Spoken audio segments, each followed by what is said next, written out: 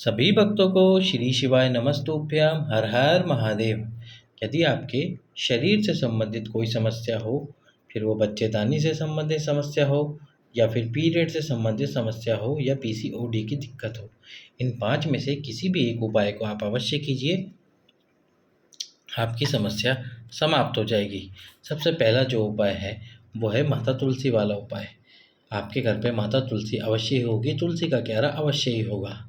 तो उस तुलसी के क्यारे के पास में आपको एक कटोरी रखनी है और उस कटोरी में रखने हैं 7 चने की दाल और 3 तुलसी के दल, 3 तुलसी के पत्ते, 3 तुलसी के दल और 7 चने की दाल रखिए। उसके बाद में हाथ में इस प्रकार आपको हाथ बना के उसमें थोड़ा सा जल डालना है और जल डालने के बाद में आपको उस जल को जो तुलसी का क्यारा है उसमें 3 बार डालना है आपकी समस्या बोलते समय।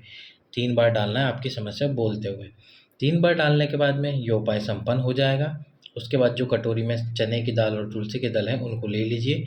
सुबह उपाय को करने के बाद में पूरे दिन भर में आपको ये चने की दाल और तुलसी के दल खाने हैं। 2 चने की दाल और 1 तुलसी का दल शुरू में खाइए, फिर 2 चने की दाल और 1 तुलसी का दल और अंत में 3 चने की दाल और 1 तुलसी का दल। इस प्रकार से इनको दिन भर में खा लीजिए। शाम के समय 3 चने की दाल और 1 तुलसी का दल खा लीजिए। आपकी पीरियड से संबंधित या रजस्वला धर्म से संबंधित जो भी बीमारी होगी वो समाप्त हो जाएगी। यदि एक बार उपाय करने के बाद में आपकी समस्या समाप्त नहीं होती है तो आप अगले दिन फिर से इस उपाय को कीजिए और फिर भी समस्या समाप्त नहीं होती तो 1 सप्ताह इंतज़ार करने के बाद में इस उपाय को कीजिए। माता तुलसी आपकी समस्या अवश्य ही समाप्त करेंगी। अब अगला जो उपाय है उस उपाय में आपको क्या करना है, एक गुड़हल का फूल लेना है। एक गुड़हल का फूल लीजिए, जो लाल कलर का फूल आता है गुड़हल का, घंटी वाला फूल। उस फूल को देवी जी के मंदिर में जाकर मातंगी माता का नाम लेकर देवी जी के मंदिर में जाकर सबसे पहले घी थोड़ा सा देवी जी के चरणों में लगाइए और एक नीचे पात्र रख दीजिए। यदि नीचे पात्र रखने की जगह ना हो तो जो आपने घी लगाया है माता के चरणों में उसी घी को वापस निकाल लीजिए एक पात्र में, मातंगी माता का नाम लेकर। उसके बाद एक गुड़हल का फूल माता के चरणों में समर्पित कीजिए और उस फूल को उठाकर खा लीजिए। और ये जो आप घी लेकर आए हैं पात्र में, इस घी को जब आप रोटी खाने बैठे तो उस रोटी में लगा लीजिए थोड़ा थोड़ा। आपकी समस्या हो जो भी होगी, शरीर से संबंधित पीरियड, पीसीओडी या बच्चेदानी में कोई समस्या होगी, वह मातंगी माता शीघ्र ही समाप्त कर देगी। अब अगला उपाय भी गुड़हल के फूल का उपाय है और ये उपाय आपको 1 सप्ताह करना ही है, लगातार 7 दिन। शिव जी के मंदिर में जाकर जो अशोक सुंदरी वाला स्थान है उस स्थान पर आपको गुड़हल का फूल समर्पित करना है। फूल समर्पित करने के बाद में आपकी जो समस्या है वो भगवान शंकर को बोलिए और उसके बाद में उस फूल को उठाकर खा लीजिए, वहीं शिवलिंग के सम्मुख में बैठकर चबा चबा कर। 1 दिन खाइए, दूसरे दिन खाइए और उसके बाद में तीसरे चौथे दिन करते करते लगातार 1 हफ्ते तक इस फूल को आपको खाना है। आपके शरीर की जो भी समस्या होगी वह शीघ्र ही समाप्त हो जाएगी। अब हम चलते हैं अगले उपाय की तरफ। तो अगला जो उपाय है वो उपाय है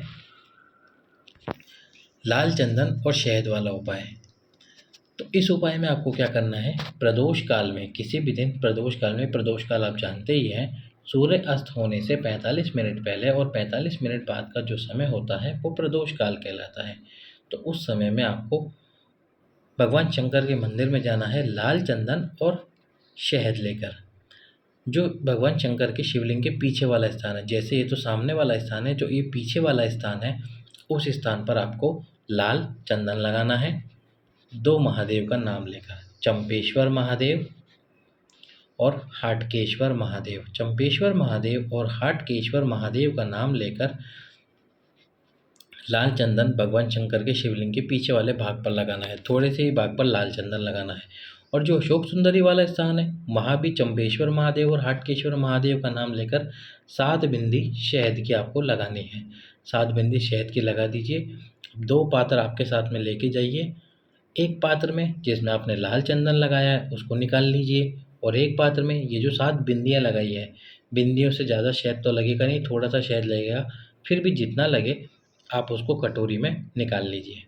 अब घर जाकर यदि किसी महिला के आँखों के नीचे काले घेरे हो रहे हैं, तो आप चंपेश्वर महादेव और हाटकेश्वर महादेव का नाम लेकर ये जो लाल चंदन लेके आए हैं, वो अपनी आँखों के नीचे लगा सकते हैं और यही महादेव, दोनों महादेव का नाम लेकर, चंपेश्वर और हाटकेश्वर महादेव का नाम लेकर जो आप शहद लेकर आए हैं, उस शहद को चाट लीजिए।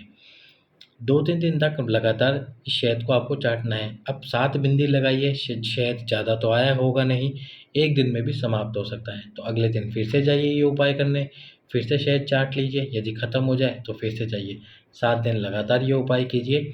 चंपेश्वर महादेव और हाटकेश्वर महादेव पीरियड क्या, जो आपके बच्चेदानी से संबंधित भी कोई समस्या होगी या और कोई भी आपको बीमारी होगी, वह भी समाप्त कर देंगे।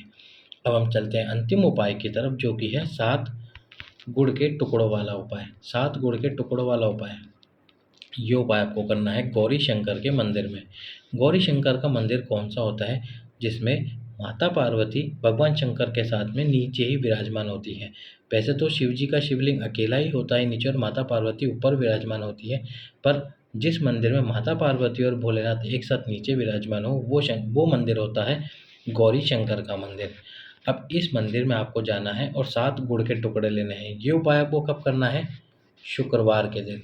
शुक्रवार के दिन आपको इस उपाय को करना है। शुक्रवार के दिन 7 गुड़ के टुकड़े भगवान शंकर के शिवलिंग पे समर्पित कीजिए। समर्पित करने के बाद में ये 7 गुड़ के टुकड़े उठाकर वापस ले आइए। अब अगले दिन शनिवार के दिन आपको वापस से शिव जी के मंदिर जाना है और शिव जी के मंदिर जाकर उनकी दहलीज पर बैठकर 1 गुड़ का टुकड़ा खा लेना है चबा-चबा कर।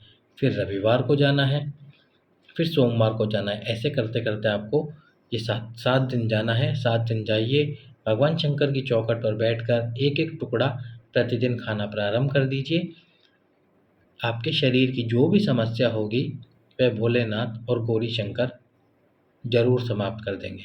सभी भक्तों को श्री शिवाय नमस्तुभ्यम। हर